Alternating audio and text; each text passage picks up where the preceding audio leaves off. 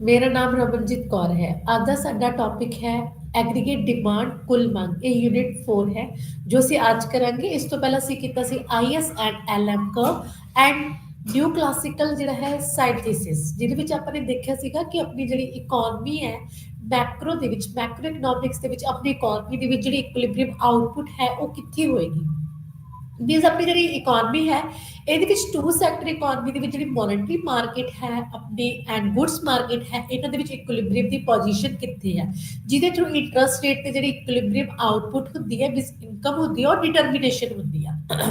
ਇਹਦੇ ਵਿੱਚ ਆਪਾਂ ਨੇ ਆਈਐਸ ਕਰਵ ਕੀਤੀ ਸੀ। ਇਸ ਤੋਂ ਪਹਿਲਾਂ ਆਈਐਸ ਕਰਵਸ ਮੀਨਸ ਜੋ ਗੁੱਡਸ ਮਾਰਕੀਟ ਹੈ ਉਹਦੇ ਵਿੱਚ ਇਕੁਇਲਿਬਰੀਅਮ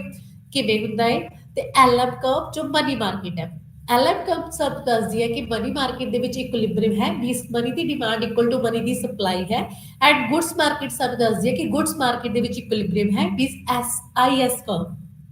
ਜਿਹਨੂੰ ਆਪਾਂ ਇਨਵੈਸਟਮੈਂਟ ਸੇਵਿੰਗ ਕਰਵ ਵੀ ਕਹਿੰਦੇ ਆ। ਤੇ ਜਿਹੜੀ ਗੁੱਡਸ ਮਾਰਕੀਟ ਹੈ ਉਹਦੇ ਵਿੱਚ ਜਿਹੜੀ ਆਈਐਸ ਕਰਵ ਹੈ ਉਹ ਸਾਨੂੰ ਦੱਸਦੀ ਹੈ ਕਿ ਗੁੱਡਸ ਮਾਰਕੀਟ ਦੇ ਵਿੱਚ ਕੀ ਹੈ, ਇਕੁਇਲਿਬਰੀਅਮ ਦੀ ਪੋਜੀਸ਼ਨ ਹੈ, ਜਿੱਥੇ ਗੁੱਡਸ ਐਂਡ ਸਰਵਿਸਿਜ਼ ਦੀ ਸਭ ਦੀ ਡਿਮਾਂਡ ਹੈ ਜਿਹੜੀ ਉਹ goods and services the supply ਦੇ ਇਕੁਅਲ ਹੈ। ਇਹਦੇ ਵਿੱਚ ਫਿਰ ਆਪਾਂ ਨੇ ਆਈਐਸ ਤੇ ਜਿਹੜੀ ਐਲਐਮ ਕਰਵ ਹੈ ਟੂ ਸੈਕਟਰਸ ਇਕਨੋਮੀ ਦੇ ਵਿੱਚ ਆਪਣੀ ਮੋਨਟਰੀ ਮਾਰਕੀਟ ਤੇ ਗੁੱਡਸ ਮਾਰਕੀਟ, ਇਹਦੇ ਵਿੱਚ ਆਪਾਂ ਨੇ ਇਕੁਇਲਿਬਰੀਅਮ ਦੇਖਿਆ ਸੀਗਾ। ਕਹਿੰਦੇ ਇਹਦੇ ਥਰੂ ਇਕੁਇਲਿਬਰੀਅਮ ਲੈਵਲ ਆਫ ਜਿਹੜੀ ਆਊਟਪੁੱਟ ਹੈ ਤੇ ਪ੍ਰਾਈਸਿਸ ਕਿਉਂ ਕੀ ਨੇ ਫਿਕਸ ਹੁੰਦੇ ਨੇ, ਜਿੱਥੇ ਆਈਐਸ ਤੇ ਐਲਐਮ ਕਰਵ ਕੀ ਹੁੰਦੀ ਹੈ, ਇਕੁਅਲ ਹੁੰਦੀ ਆ। ਕਹਿੰਦੇ ਜਦੋਂ ਆਪਣੀ ਆਈਐਸ ਤੇ ਐਲਐਮ ਕਰਵ ਜਿਹੜੀ ਉਹ ਸ਼ਿਫਟ ਹੁੰਦੀ ਆ ਰਾਈਟ ਵਰਡ ਜਾਂ ਲੈਫਟ ਵਰਡ, ਤਾਂ ਉਹਦੇ ਥਰੂ ਜਿਹੜੀ ਪ੍ਰਾਈਸ ਹੈ ਤੇ ਆਊਟਪੁੱਟ ਉਹ ਵੀ ਕੀ ਹੋ ਜਾਂਦੀ, ਆਪਣੀ ਚੇਂਜ ਹੋ ਜਾਂਦੀ ਆ। ਕਹਿੰਦੇ ਆਪਾਂ ਬੇਸਿਕ ਇਹ ਅਜ਼ਿਊਮ ਕਰਕੇ ਚੱਲਦੇ ਆ,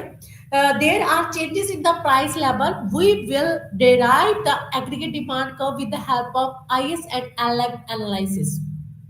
ਜਿਹੜੀ ਆਪਾਂ ਨੇ ਆਈਐਸ ਤੇ ਐਲਐਮ ਕਰਵ ਕੀਤੀ ਸੀਗੀ ਉਹਦੇ ਥਰੂ ਆਪਾਂ ਦੇਖਦੇ ਹਾਂ ਕਿ ਆਪਾਂ ਕਿੱਦਾਂ ਜਿਹੜਾ ਪ੍ਰਾਈਸ ਲੈਵਲ ਹੈ ਉਹਨੂੰ ਡਿਟਰਮੀਨੇਟ ਕਰ ਸਕਦੇ ਹਾਂ, ਕਿ ਇਸ ਦੇ ਥਰੂ ਪ੍ਰਾਈਸ ਕਿੱਦਾਂ ਹੈ ਜਿਹੜਾ ਉਹ ਫਿਕਸ ਕੀਤਾ ਜਾਂਦਾ ਹੈ, ਤੇ ਐਗਰੀਗੇਟ ਡਿਮਾਂਡ ਹੈ ਜਿਹੜੀ ਉਹ ਕਿੱਦਾਂ ਡਰਾਈਵ ਹੁੰਦੀ ਆ ਥਰੂ ਦਾ ਆਈਐਸ ਐਂਡ ਐਲਐਮ ਕਰਵ। ਤੇ ਐਗਰੀਗੇਟ ਜਿਹੜੀ ਡਿਮਾਂਡ ਆਪਣੀ ਵੀ ਟੋਟਲ ਡਿਮਾਂਡ ਇਕਨੋਮੀ ਦੇ ਵਿੱਚ ਉਹਦੇ ਵਿੱਚ ਚੇਂਜ ਹੋਣ ਦੇ ਨਾਲ, ਉਹਦੇ ਇਨਕਰੀਜ਼ ਡਿਕਰੀਜ਼ ਹੋਣ ਦੇ ਨਾਲ ਜਿਹੜਾ ਪ੍ਰਾਈਸ ਲੈਵਲ ਉਹ ਵੀ ਕੀ ਹੁੰਦਾ ਹੈ, ਚੇਂਜ ਹੁੰਦਾ ਹੈ। ਤਦ ਆਪਾਂ ਨੇ ਕੀ ਕਰਨਾ, ਦ ਸਲੋਪ ਆਫ ਐਗਰੀਗੇਟ ਡਿਮਾਂਡ, ਕਿ ਮੈਕਰੋ ਇਕਨੋਮਿਕਸ ਦੇ ਵਿੱਚ ਐਗਰੀਗੇਟ ਡਿਮਾਂਡ ਦੀ ਜਿਹੜੀ ਸਲੋਪ ਹੈ ਉਹ ਕਿੱਦਾਂ ਦੀ ਹੋਏਗੀ, ਤੇ ਆਈਐਸ ਤੇ ਐਲਐਮ ਕਰਵ ਦੇ ਥਰੂ ਐਗਰੀਗੇਟ ਡਿਮਾਂਡ ਹੈ ਜਿਹੜੀ ਉਹਦੀ ਸਲੋਪ ਕਿੱਦਾਂ ਫਿਕਸ ਹੋਏਗੀ, ਕਿੱਦਾਂ ਡਿਟਰਮੀਨੇਸ਼ਨ ਹੁੰਦੀ ਹੈ ਐਗਰੀਗੇਟ ਡਿਮਾਂਡ, ਕਿਸ ਤਰ੍ਹਾਂ ਐਗਰੀਗੇਟ ਡਿਮਾਂਡ ਹੈ ਜਿਹੜੀ ਉਹ ਆਈਐਸ ਤੇ ਐਲਐਮ ਕਰਵ ਤੇ ਡਿਪੈਂਡ ਕਰਦੇ ਨੇ। ਤਾਂ ਇਹਦੇ ਵਿੱਚ ਆਪਾਂ ਨੇ ਸਭ ਤੋਂ ਪਹਿਲਾਂ ਇਹ ਦੇਖਣਾ ਹੈ, ਜਿਵੇਂ ਕਿ ਆਪਣੇ ਮਾਈਕਰੋ ਦੇ ਵਿੱਚ ਦੇਖਿਆ ਸੀਗਾ ਡਿਮਾਂਡ, ਟੋਟਲ ਡਿਮਾਂਡ, ਜਿਵੇਂ ਕਿ ਕੁੱਲ ਮੰਗ ਆਪਣਾ ਹੋ ਗਿਆ, ਠੀਕ ਹੈ। ਡਿਮਾਂਡ ਦੇਖਿਆ ਸੀ, ਲਾ ਆਫ ਡਿਮਾਂਡ ਦੇਖਿਆ ਸੀ। ਇਸੇ ਤਰ੍ਹਾਂ ਮੈਕਰੋ ਦੇ ਵਿੱਚ ਆਪਾਂ ਐਗਰੀਗੇਟ ਡਿਮਾਂਡ ਦੀ ਗੱਲ ਕਰਾਂਗੇ ਥਰੂ ਦਾ ਆਈਐਸ ਐਂਡ ਐਲਐਮ ਕਰਵ। ਤਾਂ ਸਭ ਤੋਂ ਪਹਿਲਾਂ ਆਪਾਂ ਦੇਖਦੇ ਹਾਂ ਸਿੰਪਲ ਕੇਨਜ਼ੀਅਨ ਮਾਡਲ ਹੈ ਜਿਹੜਾ, ਲਿਮਿਟੇਸ਼ਨ ਆਫ ਸਿੰਪਲ ਕੇਨਜ਼ੀਅਨ ਮਾਡਲ, ਕਿ ਜਿਹੜਾ ਕੇਨਸ ਹੈ ਉਹਨੇ ਜਿਹੜੀ ਹੈ ਐਗਰੀਗੇਟ ਡਿਮਾਂਡ ਕਰਵ ਉਹਦੇ ਬਾਰੇ ਕੀ ਕਿਹਾ ਸੀਗਾ। ਕਹਿੰਦੇ ਕੇਨਸ ਨੇ ਇਹ ਆਰਗੂ ਕੀਤਾ ਸੀਗਾ ਕਿ ਗ੍ਰੇਟ ਡਿਪਰੈਸ਼ਨ ਜਿਹੜਾ ਆਇਆ ਸੀਗਾ 1930 ਦੇ ਵਿੱਚ, ਕਹਿੰਦੇ ਉਹਦੇ ਵਿੱਚ ਕਹਿੰਦੇ ਜਿਹੜੀ ਆਪਣੀ ਇਕਨੋਮੀ ਦੀ ਅਵੇਲਟੀ ਸੀਗੀ, ਸਪਲਾਈ ਆਫ ਗੁੱਡਸ ਇਨਕਰੀਜ਼ ਹੋ ਗਈ ਸੀ ਲੇਕਿਨ ਡਿਮਾਂਡ ਡਿਕਰੀਜ਼ ਹੋ ਗਈ ਸੀ, which is depend on the amount of labor, physical capital, technology। ਦੇਖੋ ਆਪਣੀ ਜਿਹੜੀ ਇਕਨੋਮੀ ਦੀ ਆਊਟਪੁੱਟ ਹੈ ਉਹ ਬੇਸਿਕਲੀ ਕਿਸ ਚੀਜ਼ ਤੇ ਡਿਪੈਂਡ ਕਰਦੀ ਆ, ਆਪਣੀ ਜਿਹੜੀ ਹੈ, ਕਿਉਂਕਿ ਲੇਬਰ ਦੇ ਥਰੂ ਆਪਾਂ ਪ੍ਰੋਡਕਸ਼ਨ ਕਰਦੇ ਹਾਂ, ਲੇਬਰ ਇੰਟੈਂਸਿਵ ਟੈਕਨੀਕ ਯੂਜ਼ ਕਰਦੇ ਆ, ਐਂਡ ਉਸ ਤੋਂ ਬਾਅਦ ਕੈਪੀਟਲ ਐਂਡ ਜਿਹੜੀ ਹੈ ਆਪਣੀ ਟੈਕਨੋਲੋਜੀ, ਇਸ ਦਾ ਮੇਨ ਰੋਲ ਹੁੰਦਾ ਹੈ ਆਪਣੀ ਗੁੱਡਸ ਦੀ ਪ੍ਰੋਡਕਸ਼ਨ ਦੇ ਵਿੱਚ, ਇਕਨੋਮੀ ਦੇ ਵਿੱਚ। ਕਹਿੰਦੇ ਜਿਹੜੀ ਆਪਣੀ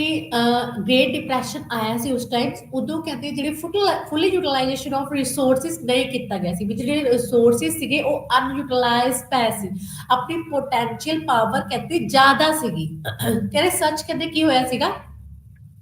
such decline is not because of technical impossible to produce more with the existing workers and machines।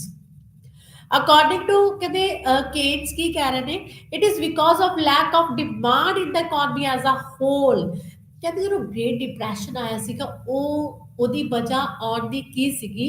Demand ਦਾ ਘੱਟ ਹੋਣਾ, ਕਿ ਜਿਹੜੀ ਡਿਮਾਂਡ ਸੀਗੀ ਉਹ ਸਪਲਾਈ ਦੇ ਨਾਲੋਂ ਘੱਟ ਸੀ, ਨਾ ਕਿ ਉਹਦੀ ਵਜ੍ਹਾ ਇਹ ਸੀਗੀ ਕਿ ਟੈਕਨੋਲੋਜੀ ਘੱਟ ਹੈ, ਲੇਬਰ ਘੱਟ ਹੈ, ਕੈਪੀਟਲ ਘੱਟ ਹੈ। ਕਹਿੰਦੇ ਉਹਦਾ ਰੀਜ਼ਨ ਇਹ ਨਹੀਂ ਸੀਗਾ। ਕਹਿੰਦੇ ਇਨ एडिक्वेट जी डिमांड फॉर गुड्स है वो मेन रीजन है कि जी गुड्स की प्रोडक्शन वो भी की घट जाती है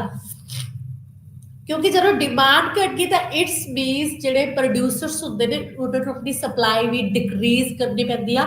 क्योंकि जो सरप्लस ऑफ गुड्स रेट हो जाता है कॉस्ट ऑफ प्रोडक्शन बनती है जिदे करके कहते कि अपनी जीडीपी ते भी अफेक्ट पैदा है केन्स ने आर्गू किया है the level of GDP in the economy was not primary determined by the potential of what the economy could supply but rather by the level of aggregate demand. Suppose the price level increases to P2, LM curve is to left to the M1 curve sales. अगर prices increase हो गया कहते P1 तो P2 हो गया economy ਦੇ ਵਿੱਚ ਤਾਂ ਇਹਦੇ ਨਾਲ ਕੀ ਹੋਏਗਾ ਜਿਹੜੀ ਮਨੀ ਦੀ ਆਪਣੀ ਸਪਲਾਈ ਹੈ ਉਹ ਘਟ ਜਾਏਗੀ ਤਾਂ ਮਨੀ ਦੀ ਸਪਲਾਈ ਘਟਣ ਦੇ ਨਾਲ ਕਿਉਂਕਿ ਰੇਟ ਆਫ ਇੰਟਰਸਟ ਇਨਕਰੀਜ਼ ਹੋ ਜਾਏਗਾ ਪ੍ਰਾਈਸ ਇਨਕਰੀਜ਼ ਹੋਣ ਦੇ ਨਾਲ ਜਿਹੜੀ ਆਪਣੀ ਮਨੀ ਦੀ ਡਿਮਾਂਡ ਆ ਉਹ ਇਨਕਰੀਜ਼ ਹੋ ਜਾਏਗੀ ਜਿਹਦੇ ਕਰਕੇ ਰੇਟ ਆਫ ਇੰਟਰਸਟ ਇਨਕਰੀਜ਼ ਹੋ ਜਾਏਗਾ ਜਿਹਦੇ ਕਰਕੇ ਸਪਲਾਈ डिक्रीज हो जाएगी तो LM1 कर्व किया लेफ्टवर्ड शिफ्ट हो जाएगी LM2 ਤੇ शिफ्ट हो जाएगी जो कि फर्स्ट डायग्राम ਦੇ ਵਿੱਚ ਤੁਸੀਂ ਦੇਖ ਸਕਦੇ ਹੋ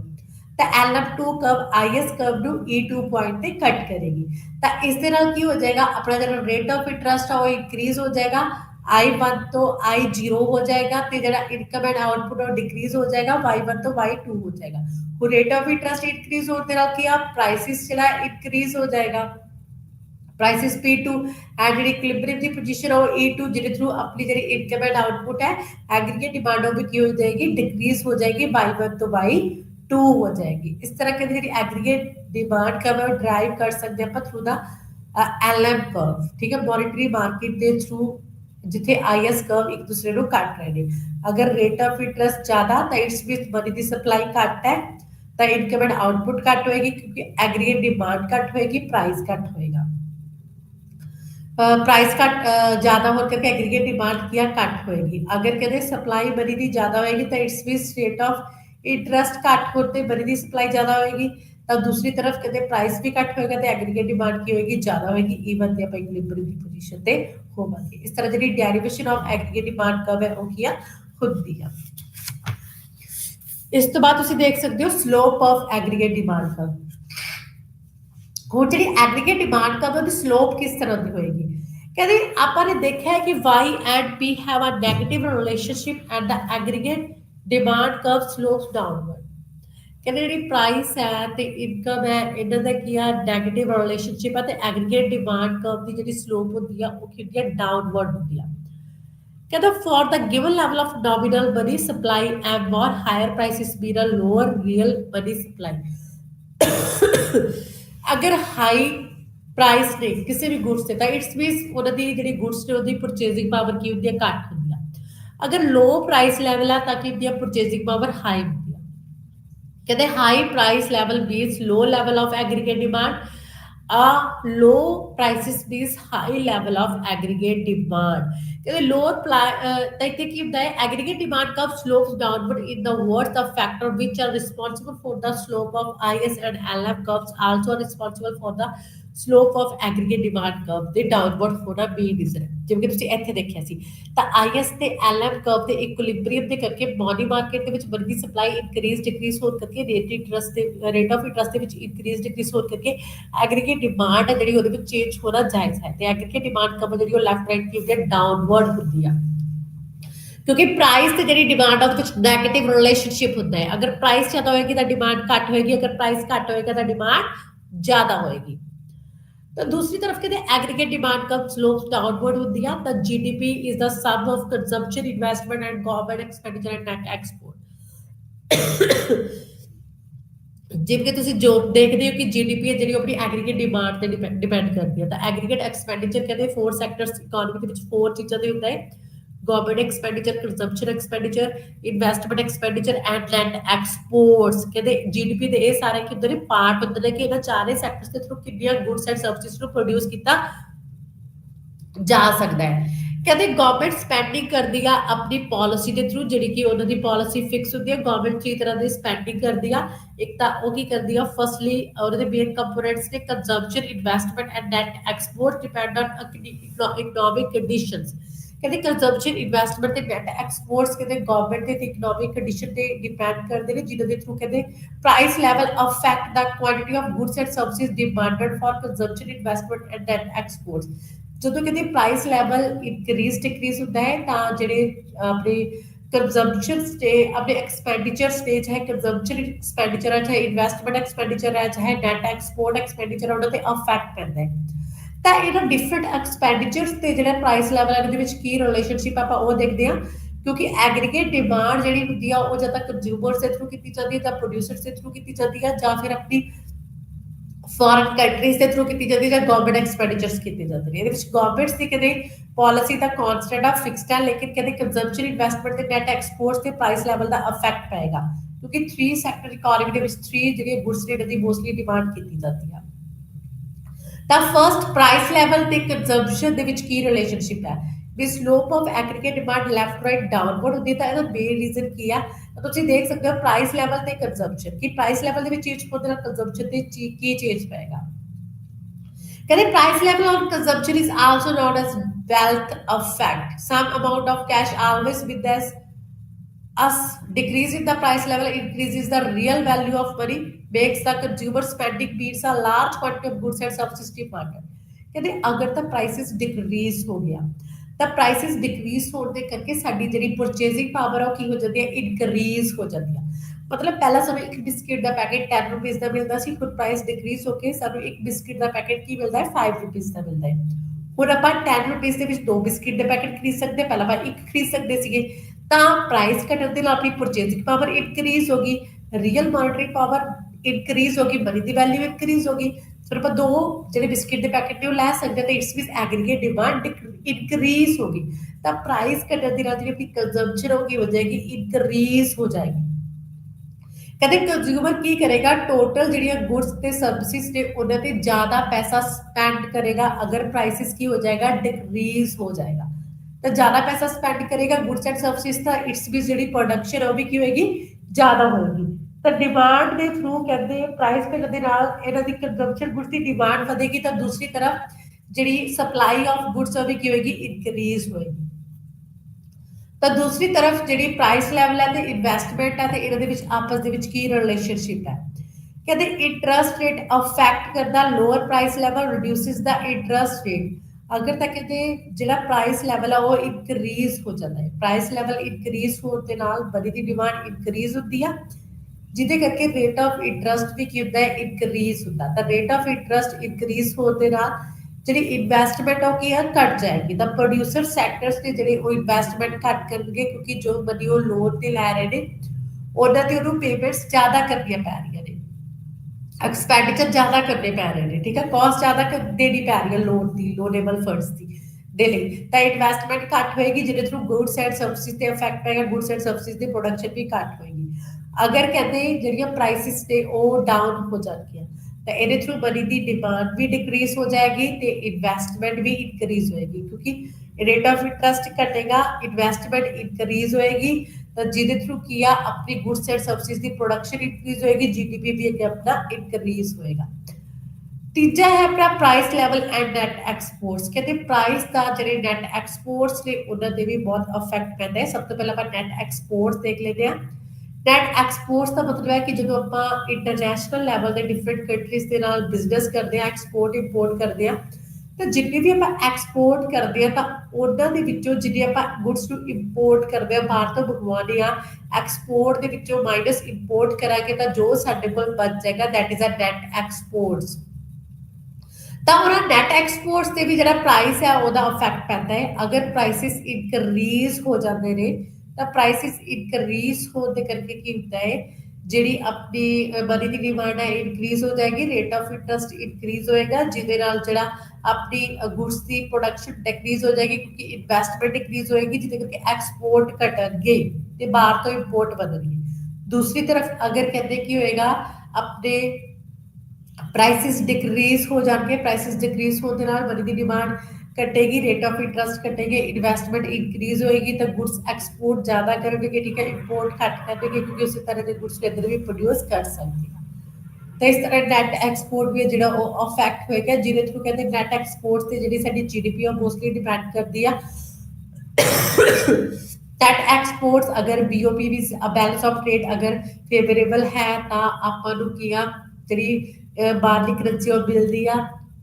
अगर अनफेवरेबल है एक्सपोर्ट ज़्यादा इंपोर्ट करता है ਆਪਾਂ ਨੂੰ ਕੀ ਹੁੰਦਾ ਹੈ लॉस ਹੁੰਦਾ है ਅੱਗੇ ਹੈ ਆਪਣਾ next shift in aggregate demand curve जी एग्रीगेट डिमांड कर्व है वो शिफ्ट हो जाती है तो इसके शिफ्ट होने ਨਾਲ ਕੀ ਜਿਹੜਾ ਹੈ ਅਫੈਕਟ ਪੈਂਦਾ ਇਨਕਮ ਤੇ ਆਊਟਪੁੱਟ ਤੇ ਤਾਂ ਅਸੀਂ ਦੇਖ ਸਕਦੇ ਹਾਂ ਕਿ ਐਗਰੀਗੇਟ ਜਿਹੜੀ ਡਿਮਾਂਡ ਕਰਵ ਹੈ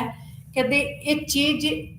ਅਦਰ ਫੈਕਟਰਸ ਕਹਿੰਦੇ ਆ 3 ਜਿਹੜੇ ਫੈਕਟਰਸ ਨੇ ਮੋਸਟਲੀ ਕਹਿੰਦੇ ਐਗਰੀਗੇਟ ਡਿਮਾਂਡ ਪ੍ਰਾਈਸ ਦੇ ਵਿੱਚ ਚੇਂਜ ਹੋਣ ਤੋਂ ਇਲਾਵਾ ਵੀ ਜਿਹੜੇ ਅਦਰ ਫੈਕਟਰਸ ਨੇ ਜਿਨ੍ਹਾਂ ਦੇ ਕਰਕੇ ਚੇਂਜ ਹੁੰਦੀ ਹੈ ਤਾਂ ਐਗਰੀਗੇਟ ਡਿਮਾਂਡ ਦੇ ਵਿੱਚ ਚੇਂਜ ਹੋਣ ਦਾ ਸਿਰਫ ਪ੍ਰਾਈਸ ਫੈਕਟਰ ਨਹੀਂ ਹੁੰਦਾ ਤਾਂ ਐਗਰੀਗੇਟ ਡਿਮਾਂਡ ਦੇ ਵਿੱਚ ਵੀ ਹੁੰਦਾ ਹੈ ਐਗਰੀਗੇਟ ਡਿਮਾਂਡ ਦੇ ਵਿੱਚ increase decrease and shift in demand curve ਠੀਕ ਹੈ ਤਾਂ ਇਹਦੇ ਵਿੱਚ ਤੁਸੀਂ ਐਕਸਟੈਂਸ਼ਨ ਐਂਡ ਕੰਟਰੈਕਸ਼ਨ ਦੇਖਿਆ ਸੀਗਾ ਐਂਡ ਫਿਰ ਇਨਕਰੀਜ਼ ਐਂਡ ਡਿਕਰੀਜ਼ ਦੇਖਿਆ ਸੀ ਅਗਰ ਐਕਸਟੈਂਸ਼ਨ ਐਂਡ ਕੰਟਰੈਕਸ਼ਨ ਹੈ ਤਾਂ ਇਟਸ ਮੀਨਸ ਓਨਲੀ ਪ੍ਰਾਈਸ ਦੇ ਕਰਕੇ ਜਿਹੜੀ ਐਗਰੀਗੇਟ ਡਿਮਾਂਡ ਆ ਉਹ ਇਨਕਰੀਜ਼ ਡਿਕਰੀਜ਼ ਹੋ ਰਹੀ ਆ ਅਗਰ ਪ੍ਰਾਈਸ ਤੋਂ ਇਲਾਵਾ ਅਦਰ ਫੈਕਟਰਸ ਨੇ ਤਾਂ ਉਹਨਾਂ ਦੇ ਕਰਕੇ ਵੀ ਜਿਹੜੀ ਆਪਣੀ ਐਗਰੀਗੇਟ ਡਿਮਾਂਡ ਕਰਵ ਹੈ ਉਹ ਸ਼ਿਫਟ ਹੋਏਗੀ ਜਾਂ ਤਾਂ ਰਾਈਟਵਰਡ ਸ਼ਿਫਟ ਹੋਏਗੀ ਜਾਂ ਲੈਫਟਵਰਡ ਸ਼ਿਫਟ ਹੋ ਜਾਏਗੀ ਤਾਂ ਇਹਨੂੰ ਇਨਕਰੀਜ਼ ਇਨ ਡਿਮਾਂਡ ਤੇ ਡਿਕਰੀਜ਼ ਇਨ ਡਿਮਾਂਡ ਬੋਲਿਆ ਜਾਏਗਾ ਤਾਂ ਇਹ ਹੁੰਦੀ ਆ ਪ੍ਰਾਈਸ ਤੋਂ ਇਲਾਵਾ ਅਦਰ ਫੈਕਟਰਸ ਦੇ ਵਿੱਚ ਚੇਂਜ ਹੁੰਦੇ ਨੇ ਤਾਂ ਉਹ ਜਿਹੜੇ ਬਾਕੀ ਫੈਕਟਰਸ ਨੇ ਜਿਹੜੇ ਐਗਰੀਗੇਟ ਡਿਮਾਂਡ ਉਹ ਅਫੈਕਟ ਕਰਦੇ ਨੇ ਉਹ ਕਿਹੜੇ ਕਿਹੜੇ ਹੋ ਸਕਦੇ ਨੇ ਆਪਾਂ ਦੇਖਦੇ ਆਪਾਂ ਤਾਂ ਫਰਸਟਲੀ ਜਿਹੜੀ ਐਗਰੀਗੇਟ ਡਿਮਾਂਡ ਕਵਰ ਕੀ ਹੋਏਗੀ ਲੈਫਟ ਰਾਈਟ ਡਾਊਨਵਰਡ ਹੋਏਗੀ ਜੋ ਇਨਵਰਸ ਰਿਲੇਸ਼ਨਸ਼ਿਪ ਦੱਸੇਗੀ between the price and aggregate demand ਤੇ ਜੇ ਅਗਰ ਜਿਹੜਾ ਪ੍ਰਾਈਸ ਹੈ ਕਾਂਸਟੈਂਟ ਹੈ ਤਾਂ ਅਦਰ ਫੈਕਟਰਸ ਦੇ ਕਰਕੇ ਵੀ ਜਿਹੜੀ ਐਗਰੀਗੇਟ ਡਿਮਾਂਡ ਕਰਵ ਹੈ ਉਹ ਸ਼ਿਫਟ ਹੋ ਸਕਦੀ ਆ ਤਾਂ ਇਹਨਾਂ ਡਾਇਗਰਾਮ ਦੇ ਵਿੱਚ ਤੁਸੀਂ ਦੇਖ ਸਕਦੇ ਹੋ ਜਿਹੜਾ ਪ੍ਰਾਈਸ ਆਫ ਫਿਕਸ ਹੈ ਤੇ ਅਦਰ ਜਿਹੜੇ ਫੈਕਟਰਸ ਨੇ ਉਹਨਾਂ ਕਰਕੇ ਐਗਰੀਗੇਟ ਡਿਮਾਂਡ ਦੇ ਵਿੱਚ ਚੇਂਜ ਆ ਰਿਹਾ ਇਹ shift in aggregate demand curve will be due to any change in the government expenditure and tax ਕਹਿੰਦੇ ਅਗਰ ਗਵਰਨਮੈਂਟ ਦੀ ਜਿਹੜੇ ਐਕਸਪੈਂਡੀਚਰਸ ਨੇ ਤੇ ਟੈਕਸ ਦੇ ਉਹਨਾਂ ਦੇ ਵਿੱਚ ਕੋਈ ਚੇਂਜ ਆਵੇ ਤਦ ਵੀ ਕਹਿੰਦੇ ਐਗਰੀਗੇਟ ਡਿਮਾਂਡ ਆਪਣੀ ਜਿਹੜੀ ਇਨਕਰੀਜ਼ ਡਿਕਰੀਜ਼ ਹੋ ਸਕਦੀ ਆ ਉਸ ਤੋਂ ਇਲਾਵਾ ਕਹਿੰਦੇ ਚੇਂਜ ਇਨ 5 ਫੈਕਟਰਸ ਕਹਿੰਦੇ ਮੋਸਟਲੀ 5 ਫੈਕਟਰਸ ਤੇ ਜਿਨ੍ਹਾਂ ਦੇ ਕਰਕੇ ਐਗਰੀਗੇਟ ਡਿਮਾਂਡ ਦੇ ਵਿੱਚ ਚੇਂਜ ਹੋ ਸਕਦਾ ਤਾਂ ਉਹ ਫੈਕਟਰਸ ਕਿਹੜੇ ਕਿਹੜੇ ਨੇ first is investment second is consumption third is government expenditure fourth is change in Texas and fifth is change in net exports ਇਸ ਤੋਂ ਇਲਾਵਾ ਵੀ ਕਈ ਫੈਕਟਰਸ ਨੇ ਠੀਕ ਹੈ ਤਾਂ ਇਹਨਾਂ ਫੈਕਟਰਸ ਤੇ ਆਪਾਂ ਗੱਲ ਕਰਦੇ ਹਾਂ ਕਿ ਪ੍ਰਾਈਸ ਤੋਂ ਇਲਾਵਾ ਇਹਨਾਂ ਫੈਕਟਰਸ ਦੇ ਵਿੱਚ ਚੇਂਜ ਹੋਣ ਦੇ ਨਾਲ ਵੀ ਐਗਰੀਗੇਟ ਡਿਮਾਂਡ ਕਰਵ ਰਾਈਟਵਰਡ ਜਾਂ ਲੈਫਟਵਰਡ ਸ਼ਿਫਟ ਹੋ ਜਾਏਗੀ ਤਾਂ shift in aggregate demand curve ਦੇਖਦੇ ਹਾਂ ਕਹਿੰਦੇ 2 types of shift in aggregate demand ਹੋਏਗਾ ਇੱਕ ਤਾਂ ਐਗਰੀਗੇਟ ਡਿਮਾਂਡ ਇਨਕਰੀਜ਼ ਹੋਏਗੀ ਤਾਂ ਐਗਰੀਗੇਟ ਡਿਮਾਂਡ ਰਾਈਟਵਰਡ ਸ਼ਿਫਟ ਹੋ ਜਾਏਗੀ ਇੱਕ ਐਗਰੀਗੇਟ ਡਿਮਾਂਡ ਡਿਕਰੀਜ਼ ਹੋਏਗੀ ਤਾਂ ਐਗਰੀਗੇਟ ਡਿਮਾਂਡ ਕਰਵ ਲੈਫਟਵਰਡ ਸ਼ਿਫਟ ਹੋ ਜਾਏਗੀ ਤਾਂ ਟੂ ਸਿਚੁਏਸ਼ਨਸ ਦੇ ਵਿੱਚ ਆਪਾਂ ਐਗਰੀਗੇਟ ਡਿਮਾਂਡ ਕਰਵ ਨੂੰ ਦੇਖਦੇ ਹਾਂ ਤਾਂ ਫਰਸਟ ਜਿਹੜੀ ਹੈ ਤੁਸੀਂ ਡਾਇਗਰਾਮ ਇਹਦੇ ਵਿੱਚ ਦੇਖ ਸਕਦੇ ਹੋ ਐਗਰੀਗੇਟ ਡਿਮਾਂਡ ਦੇ ਵਿੱਚ ਜੋ ਇਨਕਰੀਜ਼ ਨੂੰ ਦਿਖਾ ਰਹੀ ਹੈ ਤਾਂ ਪੈਨਲ A ਦੇ ਵਿੱਚ ਕੀ ਆ ਐਗਰੀਗੇਟ ਡਿਮਾਂਡ ਕਰਵ ਹੈ ਜਿਹੜੀ ਆਪਣੀ ਇਨਕਮ ਐਂਡ ਆਊਟਪੁੱਟ ਉਹ ਐਕਸਿਸ ਤੇ ਦਿਖਾਈ ਹੋਈ ਆ ਤੇ ਆਪਣੀ ਜਿਹੜੀ ਪ੍ਰਾਈਸ ਹੈ ਉਹ Y ਤੇ ਦਿਖਾਈ ਹੋਈ ਆ ਜਿਹੜੀ ਪ੍ਰਾਈਸ ਹੈ ਉਹ ਕਾਂਸਟੈਂਟ ਹੈ that is a P1 the initial aggregate demand ਕੀ ਹੈ that is the AD1 initial aggregate demand AD1 ਹੈ ਕਹਿੰਦੇ ਅਗਰ ਜਿਹੜੇ 5 ਫੈਕਟਰਸ ਨੇ ਆਪਾਂ ਇਹਨਾਂ ਦੇ ਵਿੱਚ ਚੇਂਜ ਦੇਖਦੇ ਆ ਅਗਰ ਕਹਿੰਦੇ aggregate demand AD1 ਹੈ ਅਗਰ ਕਹਿੰਦੇ ਇਨਵੈਸਟਮੈਂਟ ਇਨਕਰੀਜ਼ ਹੋਏਗੀ ਪ੍ਰੋਡਕਸ਼ਨ ਇਨਕਰੀਜ਼ ਹੋਏਗੀ ਫੈਕਟਰ ਆਫ ਪ੍ਰੋਡਕਸ਼ਨ ਦੇ ਥਰੂ ਡਿਫਰੈਂਟ ਜਿਹੜੇ ਫੈਕਟਰ ਆਫ ਪ੍ਰੋਡਕਸ਼ਨਸ ਨੇ ਉਹਨਾਂ ਨੂੰ ਲੈਂਡ ਲੇਬਰ ਕੈਪੀਟਲ ਐਂਡ ਐਂਟਰਪ੍ਰੀਨਰਸ ਨੂੰ ਰੈਂਟ ਵੇਜਿਸ ਐਂਡ ਪ੍ਰੋਫਿਟ ਜਾਏਗਾ ਜਿਹਦੇ ਥਰੂ ਐਗਰੀਗੇਟ ਡਿਮਾਂਡ ਦੇ ਵਿੱਚ ਇਨਕਰੀਜ਼ ਹੋ ਜਾਏਗਾ एंड दूसरा अगर गवर्नमेंट अपने एक्सपेंडिचर्स ने ਜਿਹੜੇ ਉਹ ਇਨਕਰੀਜ਼ ਕਰਦੀ ਹੈ ਤਾਂ ਗਵਰਨਮੈਂਟ ਐਕਸਪੈਂਡੀਚਰ ਇਨਕਰੀਜ਼ ਹੋਣ ਦੇ ਨਾਲ ਵੀ ਐਗਰੀਗੇਟ ਡਿਮਾਂਡ ਇਨਕਰੀਜ਼ ਹੋਏਗੀ ਅਗਰ ਗਵਰਨਮੈਂਟ ਆਪਣੇ ਟੈਕਸਸ ਰਿਡਿਊਸ ਕਰਦੀ ਹੈ ਤਾਂ ਟੈਕਸਸ ਰਿਡਿਊਸ ਹੋਣ ਦੇ ਨਾਲ ਵੀ ਐਗਰੀਗੇਟ ਡਿਮਾਂਡ ਇਨਕਰੀਜ਼ ਹੋ ਜਾਏਗੀ ਅਗਰ ਨੈਟ ਐਕਸਪੋਰਟਸ ਮੀਨਸ ਕੀ ਹੈ ਨੈਟ ਐਕਸਪੋਰਟਸ ਨੇ ਉਹ ਜ਼ਿਆਦਾ ਨੇ ਠੀਕ ਹੈ ਮੀਨਸ ਪ੍ਰੋਡਕਸ਼ਨ ਜ਼ਿਆਦਾ ਹੋ ਰਹੀ ਹੈ ਸਰਪਲਸ ਜ਼ਿਆਦਾ ਹੋ ਰਿਹਾ ਤਾਂ ਐਗਰੀਗੇਟ ਡਿਮਾਂਡ ਇਨਕਰੀਜ਼ ਹੋਏਗੀ ਤਾਂ ਇੱਥੇ ਕੀ ਆ ਕਹਿੰਦੇ ਐਗਰੀਗੇਟ ਡਿਮਾਂਡ ਦੇ ਵਿੱਚ ਜਦੋਂ ਇਨਕਰੀਜ਼ ਹੋਏਗਾ ਤਾਂ ਐਗਰੀਗੇਟ ਡਿਮਾਂਡ 81 ਤੋਂ ਸ਼ਿਫਟ ਹੋ ਕੇ ਰਾਈਟਵਰਡ 82 ਤੇ ਸ਼ਿਫਟ ਹੋ ਜਾਏਗੀ ਤਾਂ ਫਰਸਟ ਪੈਨਲ A ਦੇ ਵਿੱਚ ਕਹਿੰਦੇ ਐਗਰੀਗੇਟ ਡਿਮਾਂਡ ਦੇ ਵਿੱਚ ਇਨਕਰੀਜ਼ ਹੈ ਜੋ ਅਦਰ ਫੈਕਟਰਸ ਦੇ ਕਰਕੇ ਹੋਇਆ ਹੈ ਤਾਂ ਐਗਰੀਗੇਟ ਡਿਮਾਂਡ ਇਨਕਰੀਜ਼ ਹੋਣ ਦੇ ਨਾਲ ਜਿਹੜੀ ਆਪਣੀ ਇਨਕਮ ਐਂਡ ਆਊਟਪੁੱਟ ਹੈ ਉਹ ਵੀ Y1 ਤੋਂ ਇਨਕਰੀਜ਼ ਹੋ ਕੇ ਕਿੰਨੀ ਹੋ ਜਾਏਗੀ Y2 ਹੋ ਜਾਏਗੀ ਜਦੋਂ ਐਗਰੀਗੇਟ ਡਿਮਾਂਡ 81 ਸੀਗੀ ਤਾਂ ਇਨਕਮ ਐਂਡ ਆਊਟਪੁੱਟ Y1 ਸੀਗਾ ਤੇ ਪ੍ਰਾਈਸ P1 ਸੀਗਾ ਬਾਅਦ ਦੇ ਵਿੱਚ ਜਦ ਅਦਰ ਫੈਕਟਰਸ ਦੇ ਵਿੱਚ ਚੇਂਜ ਹੋਣ ਕਰਕੇ ਐਗਰੀਗੇਟ ਡਿਮਾਂਡ ਇਨਕਰੀਜ਼ ਹੋਗੀ 81 ਤੋਂ 82 AD2 होगी तो प्राइस ਦੇ ਵਿੱਚ ਇਨਕਰੀਜ਼ ਹੋ ਗਿਆ ਪ੍ਰਾਈਸ ਕਾਂਸਟੈਂਟ ਹੈ ਤਾਂ ਜਿਹੜੀ ਇਨਕਮ ਐਂਡ ਆਊਟਪੁੱਟ ਹੈ ਉਹ ਵੀ ਇਨਕਰੀਜ਼ ਹੋ ਗਈ y1 ਤੋਂ ਕਿੰਨੀ ਹੋਗੀ y2 ਹੋਗੀ ਤਾਂ ਪੈਨਲ B ਦੇ ਵਿੱਚ ਕੀ ਹੈ ਪੈਨਲ B ਦੇ ਵਿੱਚ ਡਿਕਰੀਜ਼ ਇਨ ਐਗਰੀਗੇਟ ਡਿਮਾਂਡ ਦਿਖਾਇਆ ਹੈ ਤਾਂ ਪ੍ਰਾਈਸ ਤੋਂ ਇਲਾਵਾ ਅਦਰ ਫੈਕਟਰਸ ਦੇ ਵਿੱਚ ਇਹ ਛੋੜ ਕੇ ਜਿਹੜੀ ਐਗਰੀਗੇਟ ਡਿਮਾਂਡ ਆ ਉਹ ਡਿਕਰੀਜ਼ ਵੀ ਹੋ ਜਾਂਦੀ ਆ ਤਾਂ ਇਹਦੇ ਕਈ ਰੀਜ਼ਨਸ ਵੀ ਹੋ ਸਕਦੇ ਨੇ ਫਰਸਟਲੀ ਕਹਿੰਦੇ ਇਨਵੈਸਟਮੈਂਟ ਦਾ ਡਿਕਰੀਜ਼ ਹੋਣਾ ਇਨਵੈਸਟਮੈਂਟ ਕਰਕੇ ਪ੍ਰੋਡਕਸ਼ਨ ਘਟੀ ਜਿਹਦੇ ਕਰਕੇ ਫੈਕਟਰ ਆਫ ਪ੍ਰੋਡਕਸ਼ਨ ਦੇ ਥਰੂ ਉਹਨਾਂ ਨੂੰ ਪੇਮੈਂਟਸ ਵੀ ਘਟੀ ਹੈ ਜਿਹਦੇ ਥਰੂ ਐਗਰੀਗੇਟ ਡਿਮਾਂਡ ਵੀ ਕੀ ਹੈ ਡਿਕਰੀਜ਼ ਹੋ ਗਈ ਦੂਸਰਾ ਰੀਜ਼ਨ ਹੈ ਗਵਰਨਮੈਂਟ ਦੇ ਐਕਸਪੈਂਡੀਚਰਸ ਘਟ ਗਏ ਗਵਰਨਮੈਂਟ ਦੇ ਐਕਸਪੈਂਡੀਚਰ ਘਟਣ ਦੇ ਨਾਲ ਵੀ ਐਗਰੀਗੇਟ ਡਿਮਾਂਡ ਡਿਕਰੀਜ਼ ਹੋਏਗੀ ਕਿਉਂਕਿ ਮਨੀ ਦੀ ਸਪਲਾਈ ਘਟੇਗੀ ਤੇ ਉਸ ਤੋਂ ਇਲਾਵਾ ਮੋਨੇਟਰੀ ਪਾਲਿਸੀ ਹੋ ਸਕਦਾ ਹੈ rate of interest increase aggregate demand decrease and ਉਸ ਤੋਂ ਇਲਾਵਾ ਕਹਿੰਦੇ ਟੈਕਸਿਸ ਗਵਰਨਮੈਂਟ ਨੇ ਟੈਕਸਿਸ ਇਨਕਰੀਜ਼ ਕਰ ਦਿੱਤੇ ਇਨਕਮ ਟੈਕਸ ਇਨਕਰੀਜ਼ ਕੀਤਾ ਪ੍ਰੋਡਕਸ਼ਨ ਟੈਕਸ ਇਨਕਰੀਜ਼ ਕੀਤਾ ਠੀਕ ਹੈ ਤੇ ਇਸ ਦੇ ਥਰੂ ਕੀ ਹੈ ਐਗਰੀਗੇਟ ਡਿਮਾਂਡ ਆਪਣੀ ਡਿਕਰੀਜ਼ ਹੋ ਜਾਏਗੀ ਕਿਉਂਕਿ ਆਪਣੀ ਇਨਕਮ ਦਾ ਕਾਫੀ ਪਾਰਟ ਹੈ ਜਿਹੜਾ ਉਹ ਗਵਰਨਮੈਂਟ ਲੈ ਜਾਏਗੀ ਜਿਹਦੇ ਕਰਕੇ ਆਪਣੇ ਕੋਲ ਡਿਸਪੋਜ਼ਲ ਇਨਕਮ ਘੱਟ ਬਚੇਗੀ ਜਿਹਦੇ ਥਰੂ ਐਗਰੀਗੇਟ ਡਿਮਾਂਡ ਦੀ ਕੀ ਹੈ ਡਿਕਰੀਜ਼ ਹੋਏਗੀ ਤੇ ਉਸ ਤੋਂ ਇਲਾਵਾ ਨੈਟ ਐਕਸਪੋਰਟਸ ਦੇ ਵਿੱਚ ਇੰਪੋਰਟਸ ਦਾ ਬਣ ਜਾਣਾ ਕਿ ਫੋਰਨ ਗੁਡਸ ਦੀ ਡਿਮਾਂਡ ਜ਼ਿਆਦਾ ਤੇ ਡੋਮੈਸਟਿਕ ਗੁਡਸ ਦੀ ਡਿਮਾਂਡ ਘੱਟ ਜਿਹਦੇ ਥਰੂ ਵੀ ਐਗਰੀਗੇਟ ਡਿਮਾਂਡ ਕੀ ਆਪਣੀ ਡਿਕਰੀਜ਼ ਹੋ ਜਾਏਗੀ ਤੇ ਇਹਦੇ ਤੁਸੀਂ ਪੈਨਲ B ਦੇ ਵਿੱਚ ਦੇਖ ਸਕਦੇ ਹੋ ਜੋ ਡਿਕਰੀਜ਼ ਇਨ ਐਗਰੀਗੇਟ ਡਿਮਾਂਡ ਹੈ ਉਹ ਐਕਸਿਸ ਤੇ ਇਨਕਮ ਐਂਡ ਆਊਟਪੁੱਟ ਦਿਖਾਈ ਹੋਈ ਹੈ OY ਤੇ ਪ੍ਰਾਈਸ ਲੈਵਲ ਦਿਖਾਇਆ ਹੋਇਆ ਹੈ ਤੇ AD1 this is a initial demand curve AD1 ਹੈ ਉਦੋਂ ਕਹਿੰਦੇ ਇਨਕਮ ਐਂਡ ਆਊਟਪੁੱਟ y1 ਹੈ ਪ੍ਰਾਈਸ 1 ਹੈ ਜੋ ਕਾਂਸਟੈਂਟ ਹੈ ਉਸ ਤੋਂ ਬਾਅਦ ਐਗਰੀਗੇਟ ਡਿਮਾਂਡ ਦੇ ਵਿੱਚ ਡਿਕਰੀਜ਼ ਹੋ ਗਿਆ AD2 ਹੋ ਗਈ AD1 ਤੋਂ ਸ਼ਿਫਟ ਹੋ ਕੇ this is a decrease in aggregate demand decrease ਹੋਣ ਦੇ ਨਾਲ ਪ੍ਰਾਈਸ ਸੇਮ ਹੈ P1 ਤੇ ਆਪਣੀ ਇਨਕਮ ਤੇ ਆਊਟਪੁੱਟ ਤੇ ਇਫੈਕਟ ਪਿਆ ਇਨਕਮ ਤੇ ਆਊਟਪੁੱਟ ਵੀ ਆਪਣੀ ਕੀ ਹੈ ਡਿਕਰੀਜ਼ ਹੋ ਗਈ y1 ਤੋਂ ਘਟ ਕੇ ਕਿੰਨੀ ਹੋ ਗਈ y2 ਹੋ ਗਈ बैकवर्ड शिफ्ट होगी ठीक है तो इसके थ्रू की एग्रीगेट डिमांड ਤੇ ਇਫੈਕਟ ਪੈਣ ਦੇ ਨਾਲ ਸਾਡੀ ਇਨਕਮ ਤੇ ਆਊਟਪੁੱਟ ਤੇ ਵੀ ਕੀ ਆ ਇਫੈਕਟ ਪੈਣਾ ਤਾਂ ਇਸ ਦੋ ਹੀ ਡਾਇਗਰਾਮਸ ਦੇ ਵਿੱਚ ਐਗਰੀਗੇਟ ਡਿਮਾਂਡ ਦੇ ਵਿੱਚ ਸ਼ਿਫਟ ਦਿਖਾਇਆ ਹੈ ਇਨਕਰੀਜ਼ ਐਂਡ ਡਿਕਰੀਜ਼ ਜਿਹਦੇ ਵਿੱਚ ਪ੍ਰਾਈਸ ਕਾਂਸਟੈਂਟ ਹੈ ਐਂਡ ਅਦਰ ਫੈਕਟਰਸ ਦੇ ਕਰਕੇ ਐਗਰੀਗੇਟ ਡਿਮਾਂਡ ਇਨਕਰੀਜ਼ ਤੇ ਡਿਕਰੀਜ਼ ਹੋ ਰਹੀ ਹੈ and the next is shift in aggregate demand curve ਜਿਹੜੀ ਹੁਣ aggregate demand curve ਹੈ shift ਕਿਉਂ ਹੋ ਰਹੀ ਹੈ ਇਹਦੇ ਇਹ reasons ਨੇ ਸਾਰੇ ਤਾਂ first is investment ਅਗਰ investment increase ਹੋਏਗੀ ਤਾਂ ਕੀ production increase ਹੋਏਗੀ output increase ਹੋਏਗੀ ਜਿਹੜੀ income ਹੈ ਇਨਕਮ ਦੀ ਡਿਸਟ੍ਰੀਬਿਊਸ਼ਨ ਹੋਏਗੀ ਵੇਜਸ ਦੇ ਥਰੂ ਰੈਂਟ ਦੇ ਥਰੂ ਪ੍ਰੋਫਿਟ ਦੇ ਥਰੂ ਤੇ ਡਿਮਾਂਡ ਵੀ ਇਨਕਰੀਜ਼ ਹੋਏਗੀ ਅਗਰ ਇਨਵੈਸਟਮੈਂਟ ਘਟੇਗੀ रेट ऑफ इंटरेस्ट घटिया इन्वेस्टमेंट घटी तो प्रोडक्शन भी घट तो डिमांड भी किया घट होएगी एंड कंजम्पशन अगर कहते किया कंजम्पशन इंक्रीज हुई मतलब अपनी डिस्पोजल इनकम बढ़ी अपनी इनकम बढ़ रही है तो कंजम्पशन भी किया इंक्रीज होएगी अगर रेट ऑफ इंटरेस्ट घट है तो इट्स मींस मनी की डिमांड ज्यादा है तो कंजम्पशन भी किया इंक्रीज होएगी अगर इनकम घट रही है तो इट्स मींस कंजम्पशन भी अपनी घट रही है मतलब सेविंग ज्यादा कर रहे हैं आप अपनी इनकम के विच कंज्यूम घट कर रहे हैं and government expenditure government expenditures से भी एग्रीगेट डिमांड डिपेंड करती है अगर गवर्नमेंट एक्सपेंडिचर्स ज्यादा करेगी मींस अपनी बेसिक फैसिलिटीज खुद देगी जिवें कि हेल्थ एजुकेशन ਤਾਂ ਆਪਾਂ ਉਹਨਾਂ ਤੇ ਖਰਚਾ ਘੱਟ ਕਰਾਂਗੇ ਤੇ ਦੂਸਰੀਆਂ ਗੁੱਡਸ ਤੇ ਖਰਚਾ ਜ਼ਿਆਦਾ ਕਰਾਂਗੇ ਤਾਂ ਐਗਰੀਗੇਟ ਡਿਮਾਂਡ ਇਨਕਰੀਜ਼ ਹੋਏਗੀ ਅਗਰ ਗਵਰਨਮੈਂਟ ਐਕਸਪੈਂਡੀਚਰਸ ਘੱਟ ਨੇ ਤਾਂ ਐਗਰੀਗੇਟ ਡਿਮਾਂਡ ਡਿਕਰੀਜ਼ ਹੋਏਗੀ ਟੈਕਸਿਸ ਜੋ ਵੀ ਗਵਰਨਮੈਂਟ ਐਕਸਾਈਜ਼ ਡਿਊਟੀਜ਼ ਲਗਾਉਂਦੀ ਆ ਟੈਕਸਿਸ ਲਗਾਉਂਦੀ ਆ ਠੀਕ ਹੈ ਇਨਕਮ ਟੈਕਸ ਲਗਾਉਂਦੀ ਆ ਪ੍ਰੋਡਕਸ਼ਨ ਟੈਕਸ ਲਗਾਉਂਦੀ ਆ ਸੇਲਸ ਟੈਕਸ ਲਗਾਉਂਦੀ ਆ ਅਗਰ ਟੈਕਸਿਸ ਜ਼ਿਆਦਾ ਹੋਣਗੇ ਤਾਂ ਡਿਸਪੋਜ਼ਲ ਇਨਕਮ ਘੱਟ ਬਚੇਗੀ ਜਿਹਦੇ ਥਰੂ ਐਗਰੀਗੇਟ ਡਿਮਾਂਡ ਡਿਕਰੀਜ਼ ਹੋਏਗੀ ਅਗਰ ਟੈਕਸ ਘੱਟ ਹੋਣਗੇ ਤਾਂ ਐਗਰੀਗੇਟ ਡਿਮਾਂਡ ਇਨਕਰੀਜ਼ ਹੋਏਗੀ ਕਿਉਂਕਿ ਲੋਕਾਂ ਦੇ ਕੋਲ ਮਨੀ ਜ਼ਿਆਦਾ ਬਚੇਗੀ ਜਿਹਦੇ ਥਰੂ ਉਹ ਐਗਰੀਗੇਟ ਡਿਮਾਂਡ ਇਨਕਰੀਜ਼ ਕਰਨਗੇ ਨੈਟ ਐਕਸਪੋਰਟਸ ਅਗਰ ਇੰਪੋਰਟ ਤੋਂ ਜ਼ਿਆਦਾ ਐਕਸਪੋਰਟਸ ਜ਼ਿਆਦਾ ਨੇ ਤਾਂ ਇਟਸ ਮੀਨਸ ਐਗਰੀਗੇਟ ਜਿਹੜੀ ਹੈ ਡਿਮਾਂਡ ਘੱਟ ਹੈ ਅਗਰ ਇੰਪੋਰਟਸ ਜ਼ਿਆਦਾ ਨੇ ਐਕਸਪੋਰਟਸ ਘੱਟ ਨੇ ਇਟਸ ਮੀਨਸ ਐਗਰੀਗੇਟ ਡਿਮਾਂਡ ਜ਼ਿਆਦਾ ਹੈ ਐਂਡ मनी सप्लाई पे भी एग्रीगेट डिमांड डिपेंड करती है अगर मनी की सप्लाई ज्यादा है जिस रेट ऑफ इंटरेस्ट घट है मनी की सप्लाई ज्यादा है तो लोगों के हथों के कोल पैसा ज्यादा आएगा कंजम्पशन एक्सपेंडिचर्स इन्वेस्टमेंट एक्सपेंडिचर सारे एक्सपेंडिचर्स बदलणगे तो एग्रीगेट डिमांड ज्यादा होएगी अगर मनी की सप्लाई घट है एक्सपेंसिव मॉनेटरी पॉलिसी है जी वो RBI ते कमर्शियल बैंक्स यूज कर रहे हैं तो इट्स मींस लोगों के हथों विच पैसा घट जाएगा ते अपनी मनी की डिमांड घट होएगी तो जी एग्रीगेट डिमांड होगी की आ घट होएगी तो इस तरह जी रेट ऑफ इंटरेस्ट है मनी की सप्लाई ते उस ते मोस्टली एग्रीगेट डिमांड जी अपनी डिपेंड करती है कि अपन कितना जड़ा है चीपेबल जड़ा है मनी की सप्लाई हो रही है एक्सपेंसिव हो रही है या चीपेबल हो रही है ਤਾਂ ਇਸ ਤੋਂ ਇਲਾਵਾ ਪਾਪੂਲੇਸ਼ਨ ਤੇ ਵੀ ਐਗਰੀਗੇਟ ਡਿਮਾਂਡ ਡਿਪੈਂਡ ਕਰਦੀ ਹੈ। ਪਾਪੂਲੇਸ਼ਨ ਵੀ ਅਦਰ ਫੈਕਟਰਸ ਦੇ ਵਿੱਚ ਆਉਂਦਾ। ਅਗਰ ਪਾਪੂਲੇਸ਼ਨ ਇਨਕਰੀਜ਼ ਹੋਏਗੀ ਤਾਂ it's with aggregate demand increase ਹੋਏਗੀ, ਤੇ ਪਾਪੂਲੇਸ਼ਨ ਡਿਕਰੀਜ਼ ਹੋਏਗੀ ਤਾਂ ਐਗਰੀਗੇਟ ਡਿਮਾਂਡ ਡਿਕਰੀਜ਼ ਹੋਏਗੀ। ਇਸ ਤੋਂ ਇਲਾਵਾ ਜਿਹੜੇ ਸਬਸਟੀਟਿਊਸ਼ਨ ਗੁੱਡਸ ਨੇ ਉਹਨਾਂ ਦੇ ਕੇਸ ਦੇ ਵਿੱਚ ਇਸ ਤੋਂ ਇਲਾਵਾ ਪੀਪਲਸ ਦੀਆਂ ਹੈਬਿਟਸ, ਟੇਸਟ ਐਂਡ ਪ੍ਰੈਫਰੈਂਸ ਨੇ। ਅਗਰ ਕਿਸੇ ਚੀਜ਼ ਦੇ ਲਈ ਹੈਬਿਟ, ਟੇਸਟ ਐਂਡ ਪ੍ਰੈਫਰੈਂਸ ਬਣਿਆ ਹੋਇਆ ਹੈ ਤਾਂ ਉਸ ਚੀਜ਼ ਦੀ ਡਿਮਾਂਡ ਜ਼ਿਆਦਾ ਹੋਏਗੀ। ਠੀਕ ਹੈ। ਐਂਡ ਫਿਊਚਰ ਐਕਸਪੈਕਟੇਸ਼ਨ ਤੇ ਅਗਰ ਕਿਸੇ ਪ੍ਰੋਡਕਟ ਦੀ ਪ੍ਰਾਈਸ ਫਿਊਚਰ ਦੇ ਵਿੱਚ ਵਧਣ ਦੀ ਸੰਭਾਵਨਾ ਹੈ ਤਾਂ ਪ੍ਰੈਜ਼ੈਂਟ ਟਾਈਮ ਦੇ ਵਿੱਚ ਉਸ ਪ੍ਰੋਡਕਟ ਦੀ ਡਿਮਾਂਡ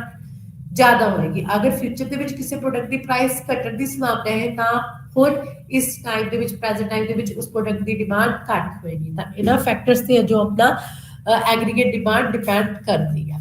ਇਸ ਤੋਂ ਇਲਾਵਾ ਆਪਣਾ multiplier analysis with aggregate demand ਦਾ, ਤਾਂ ਇਸ ਦੇ ਵਿੱਚ ਤੁਸੀਂ ਦੇਖ ਸਕਦੇ ਹੋ ਆਟੋਨੋਮਸ ਐਗਰੀਗੇਟ ਐਕਸਪੈਂਡੀਚਰ ਜਿਹਦੇ ਵਿੱਚ shift in aggregate demand curve ਦਿਖਾਇਆ ਹੈ। ਐਗਰੀਗੇਟ ਜਿਹੜਾ ਹੈ ਆਟੋਨੋਮਸ ਐਕਸਪੈਂਡੀਚਰਸ ਦੇ ਥਰੂ ਕਿ ਆਟੋਨੋਮਸ ਐਕਸਪੈਂਡੀਚਰ ਕਿੰਨਾ ਹੋ ਰਿਹਾ ਹੈ ਉਸ ਦੇ ਥਰੂ ਐਗਰੀਗੇਟ ਡਿਮਾਂਡ ਕਰਵ ਦਿਖਾਇਆ ਹੈ। ਦਾ amount of shift in is equally to the change in autonomous aggregate expenditure time to the multiplier। ਇਹਦੇ ਵਿੱਚ an increase in autonomous expenditure shift in the AD curve to the right। ਕਹਿੰਦੇ ਅਗਰ autonomous expenditure ਦੇ ਵਿੱਚ increase ਹੋ ਰਿਹਾ ਹੈ ਤਾਂ ਜਿਹੜੀ ਆਪਣੀ AD curve ਹੈ ਉਹ rightward shift ਹੋ ਜਾਏਗੀ। ਅਗਰ autonomous expenditure decrease ਹੋ ਰਿਹਾ ਹੈ ਤਾਂ AD curve ਆਪਣੀ leftward shift ਹੋ ਜਾਏਗੀ।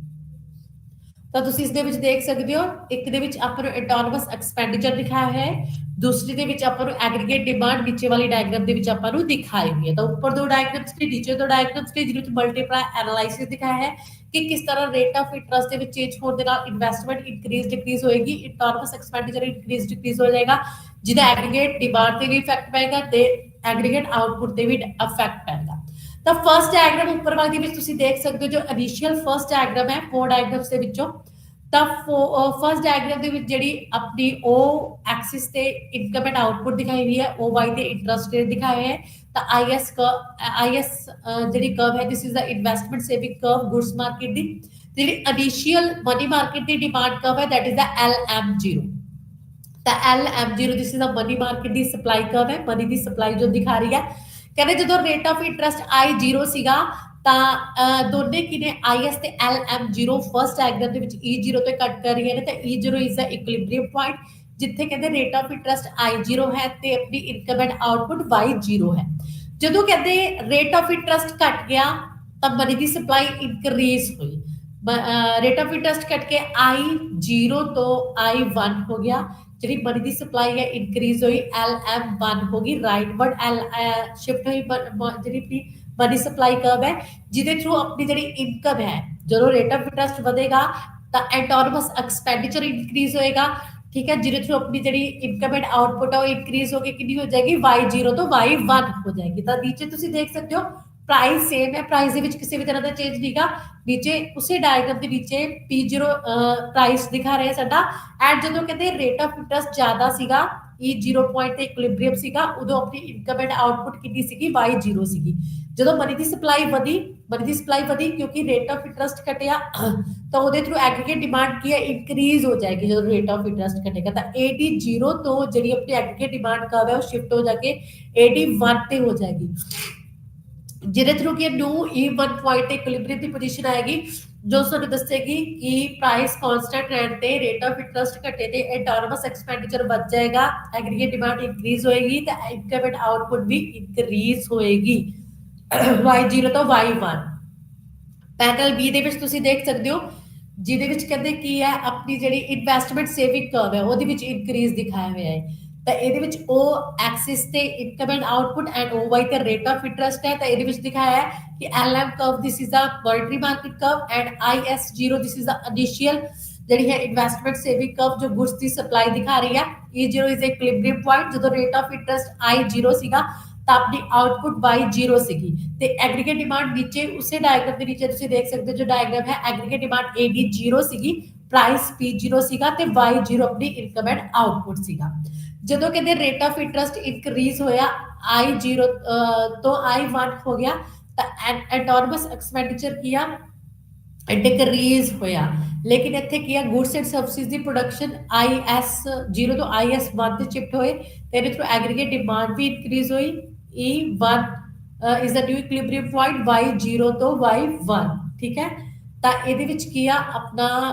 ਇਨਕਰੀਜ਼ ਦਿਖਾਇਆ ਹੈ ਇਨਕਮ ਦੇ ਵਿੱਚ ਐਗਰੀਗੇਟ ਡਿਮਾਂਡ ਦੇ ਵਿੱਚ ਇਨਕਰੀਜ਼ ਸ਼ੋ ਕੀਤਾ ਗਿਆ ਤਾਂ ਇੱਕ ਦੇ ਵਿੱਚ ਤਾਂ ਮੋਨਿਟਰੀ ਮਾਰਕੀਟ ਦੇ ਵਿੱਚ ਇਨਕਰੀਜ਼ ਤੇ ਦੂਸਰੀ ਤਰਫ ਜਿਹੜਾ ਹੈ ਆਪਣਾ ਗੁੱਡਸ ਮਾਰਕੀਟ ਦੇ ਵਿੱਚ ਜਿਹੜਾ ਇਨਕਰੀਜ਼ ਹੈ ਉਹ ਦਿਖਾਇਆ ਹੋਇਆ ਹੈ। ਤਾਂ ਰੇਟ ਆਫ ਇੰਟਰਸਟ ਘਟਣ ਦੇ ਨਾਲ ਹੋਣਾ ਸੀਗਾ ਇਹ ਇਨਕਰੀਜ਼ IS1 ਤੋਂ IS0 IS0 ਤੋਂ IS1 ਕਰਵ ਤੇ ਸ਼ਿਫਟ ਅਗਰ ਰੇਟ ਆਫ ਇੰਟਰਸਟ ਘਟ ਗਿਆ I1 ਤੋਂ I0 ਤਾਂ IS0 ਤੋਂ IS1 ਕਰਵ ਤੇ ਸ਼ਿਫਟ ਹੋਵਾਂਗੇ ਗੁੱਡਸ ਦੀ ਸਪਲਾਈ ਇਨਕਰੀਜ਼ ਹੋਏਗੀ ਡਿਮਾਂਡ ਇਨਕਰੀਜ਼ ਹੋਏਗੀ ਤਾਂ ਐਗਰੀਗੇਟ ਡਿਮਾਂਡ ਵੀ ਨੀਚੇ ਇਨਕਰੀਜ਼ ਹੋਏਗੀ ਆਪਣੀ ਜਿਹੜੀ ਇਨਕਮ ਹੈ ਤੇ ਆਊਟਪੁੱਟ ਹੈ ਉਹ ਵੀ ਕੀ ਹੋਏਗੀ ਇਨਕਰੀਜ਼ ਹੋਏਗੀ। ਤਾਂ ਇਹ ਸੀਗਾ multiplier analysis with the aggregate demand curve ਕਿ IS ਤੇ LM ਕਰਵ ਦੇ ਵਿੱਚ ਇਨਕਰੀਜ਼ ਡਿਕਰੀਜ਼ ਹੋਣ ਦੇ ਨਾਲ ਜਿਹੜੀ ਸਾਡੀ ਐਗਰੀਗੇਟ ਡਿਮਾਂਡ ਕਰਵ ਹੈ ਉਹ ਵੀ ਅਫੈਕਟ ਕਰੇਗੀ ਤੇ ਜਿਹੜੀ ਇਕੁਇਲਿਬ੍ਰੀਅਮ ਦੀ ਪੋਜੀਸ਼ਨ ਹੈ ਉਹ ਵੀ ਚੇਂਜ ਹੋਏਗੀ ਇਨਕਮ ਐਂਡ ਆਊਟਪੁੱਟ ਵੀ ਇਨਕਰੀਜ਼ ਐਂਡ ਡਿਕਰੀਜ਼ ਹੋਏਗੀ। ਤਾਂ ਇਸ ਦੇ ਵਿੱਚ ਅਸੀਂ ਸਭ ਤੋਂ ਪਹਿਲਾਂ ਕੀ ਦੇਖਿਆ ਹੈ ਆਪਣੀ ਜਿਹੜੀ aggregate limitation of simple Keynesian model ਦੇ ਵਿੱਚ ਕੇਸ ਨੇ ਬੋਲਿਆ ਹੈ ਕਿ 3 ਸੈਕਟਰ ਇਕਨੋਮੀ ਦੇ ਵਿੱਚ ਜਿਹੜੀ ਐਗਰੀਗੇਟ ਡਿਮਾਂਡ ਹੈ ਉਹਤੇ ਹੀ ਐਗਰੀਗੇਟ ਸਪਲਾਈ ਡਿਪੈਂਡ ਕਰਦੀ ਹੈ ਕਿ ਐਗਰੀਗੇਟ ਡਿਮਾਂਡ ਐਗਰੀਗੇਟ ਸਪਲਾਈ ਨੂੰ ਅਫੈਕਟ ਕਰੇਗੀ ਤੇ derivation of aggregate demand curve IS ਤੇ LM ਕਰਵ ਦੇ ਥਰੂ ਕਿਸ ਤਰ੍ਹਾਂ ਰੇਟ ਆਫ ਇੰਟਰਸਟ ਦੇ ਵਿੱਚ ਚੇਂਜ ਹੋਣ ਦੇ ਨਾਲ ਆਪਣੀ ਜਿਹੜੀ ਹੈ ਮਨੀ ਦੀ ਸਪਲਾਈ ਇਨਕਰੀਜ਼ ਡਿਕਰੀਜ਼ ਹੋ ਜਾਏਗੀ ਜਿਹਦੇ ਥਰੂ ਡਿਮਾਂਡ ਵੀ ਇਨਕਰੀਜ਼ ਡਿਕਰੀਜ਼ ਹੋਏਗੀ ਤੇ slope of aggregate demand curve ਜੋ ਕਿ ਤੇ ਲੈਫਟ ਰਾਈਟ ਡਾਊਨਵਰਡ ਤੇ inverse relationship between the price and aggregate demand ਦੂਸਰੀ ਤਰਫ ਕਿ ਕਿਸ ਤਰ੍ਹਾਂ ਜਿਹੜੀ ਮਨੀ ਦੀ ਸਪਲਾਈ ਆ ਉਹ ਡਿਕਰੀਜ਼ ਹੋਣ ਦੇ ਨਾਲ ਰੇਟ ਆਫ ਇੰਟਰਸਟ ਡਿਕਰੀਜ਼ ਹੋਣ ਦੇ ਨਾਲ ਤੇ ਮਨੀ ਦੀ ਸਪਲਾਈ ਇਨਕਰੀਜ਼ ਹੋਣ ਦੇ ਨਾਲ ਆਪਣਾ ਪ੍ਰਾਈਸ ਲੈਵਲ ਜਿਹੜਾ ਹੈ ਡਿਕਰੀਜ਼ ਹੁੰਦਾ ਹੈ ਤੇ ਐਗਰੀਗੇਟ ਡਿਮਾਂਡ ਇਨਕਰੀਜ਼ ਹੁੰਦੀ ਹੈ ਤੇ ਐਗਰੀਗੇਟ ਡਿਮਾਂਡ ਦੀ ਜਿਹੜੀ ਸਲੋਪ ਹੈ ਉਹ ਚੇਂਜ ਹੁੰਦੀ ਆ ਕੰਜ਼ੰਪਸ਼ਨ ਇਨਵੈਸਟਮੈਂਟ ਤੇ ਨੈਟ ਐਕਸਪੋਰਟਸ ਤੇ ਕਰਕੇ ਰਿਲੇਸ਼ਨਸ਼ਿਪ ਦੱਸਿਆ between the price consumption investment and net exports ਤੇ ਉਸ ਤੋਂ ਬਾਅਦ shift in aggregate demand curve rightward and leftward shift price ਤੋਂ ਇਲਾਵਾ ਅਦਰ ਫੈਕਟਰਸ ਤੇ ਕਰਕੇ ਜਿਵੇਂ ਕਿ ਗਵਰਨਮੈਂਟ ਐਕਸਪੈਂਡੀਚਰ ਹੋ ਗਿਆ ਟੈਕਸਿਸ ਹੋ ਗਏ ਇਨਵੈਸਟਮੈਂਟ ਹੋ ਗਈ ਨੈਟ ਐਕਸਪੋਰਟਸ ਹੋ ਗਿਆ ਮਨੀ ਸਪਲਾਈ ਹੋ ਗਈ ਕੰਜ਼ੰਪਸ਼ਨਸ ਹੋ ਗਈ ਤੇ ਉਸ ਤੋਂ ਬਾਅਦ ਅਸੀਂ multiplier analysis with the aggregate demand curve ਕਿ ਕਿਸ ਤਰ੍ਹਾਂ ਰੇਟ ਆਫ ਇੰਟਰਸਟ ਦੇ ਥਰੂ ਜਿਹੜਾ ਹੈ ਮਨੀ ਦੀ ਸਪਲਾਈ ਇਨਕਰੀਜ਼ ਡਿਕਰੀਜ਼ ਹੋਏਗੀ ਜਿਹਦੇ ਥਰੂ ਐਗਰੀਗੇਟ ਡਿਮਾਂਡ ਵੀ ਇਨਕਰੀਜ਼ ਡਿਕਰੀਜ਼ ਹੋਏਗੀ ਤੇ ਜਿਹਦਾ ਇਨਕਮ ਐਂਡ ਆਊਟਪੁੱਟ ਤੇ ਅਫੈਕਟ ਪਏਗਾ ਆਪਣੀ ਇਕਨੋਮੀ ਦੇ ਵਿੱਚ ਇਕੁਇਲਿਬ੍ਰੀਅਮ ਦੀ ਪੋਜੀਸ਼ਨ ਚੇਂਜ ਹੋਏਗੀ GDP ਵੀ ਚੇਂਜ ਹੋਏਗਾ ਤੇ ਇਹ ਸੀ ਆਪਣਾ ਅੱਜ ਦਾ ਟੌਪਿਕ ਜੋ ਇੱਥੇ ਹੀ ਖਤਮ ਹੁੰਦਾ ਹੈ ਧੰਨਵਾਦ।